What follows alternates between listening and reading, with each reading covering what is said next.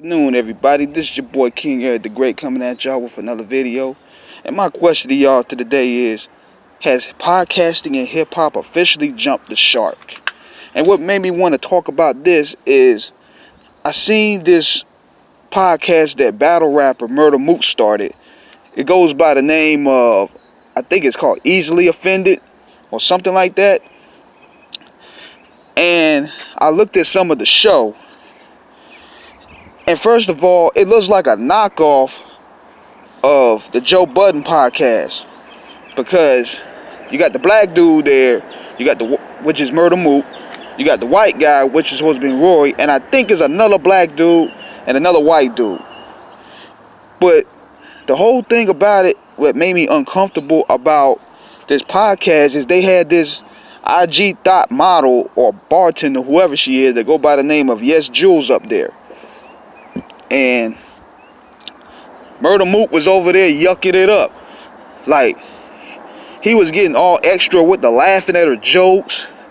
And when she started going at Joe Budden for whatever reason, I don't know, I don't really care. All of a sudden, he was all hyped up. Go get that nigga. Yeah.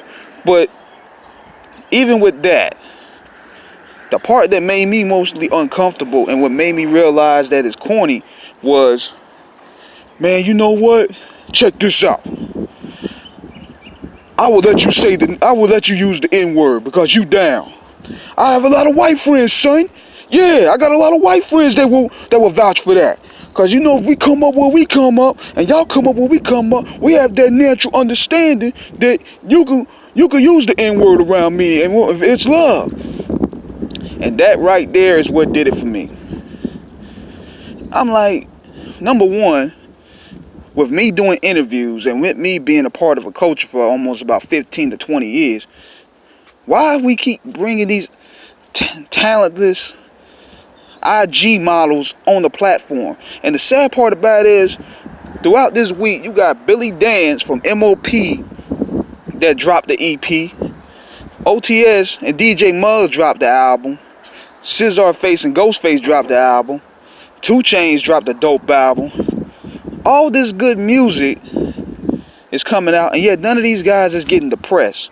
But an IG model is getting everything. And this what cheapens hip-hop. This what cheapens journalism. And they entertained this for 2 hours, man.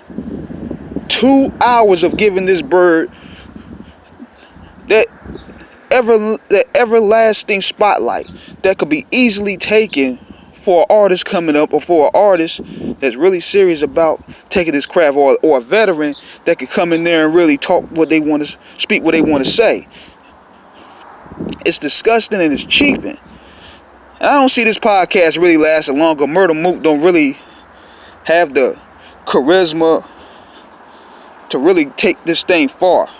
That's why he went a little extra when it came to Yes Jules all of a sudden coming in there talking all that hype stuff. Like, this is what they call their funk flex bomb moment right here. So they really want to get extra with that, which is pretty sad. But this stuff like this really cheapens hip-hop, man. Like, we're giving all this precious airtime to people that are non-deserving. They don't have no total respect for what the foundation and elements that's laid, over people that grind hard, go hard, got a story, got the music to back it up, and just need platforms heard, but we only going by followers. It's a joke. It's a flat out joke. So my prediction is, and the question is, do you see that the podcast game is jumping the shark? I felt that it did when you start seeing too many rappers jump on it. Like, soon these niggas' records start selling, they want to jump into the podcast game. The only one that really excelled it to me was Nori. Nori and the Drink Champs is dope. But a lot of these guys, they just jump in it just so they can stay relevant in ways of keeping their name out there.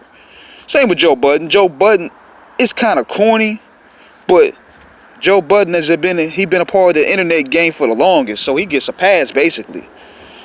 But a lot of these niggas doing monkey see, monkey do, I don't see it lasting for him too long. Now, Crazy Bone got a dope show. Crazy Bones, Be Real.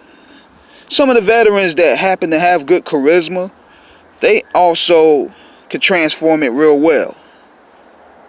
Glasses Malone, big shout to him because he was on the show as well. He could transition real well. But a lot of these guys, though, they're basically transitioning to that podcast lane because the records are no longer selling. So that's my opinion on that. This is King Eric the Great signing out. Let me know what you think.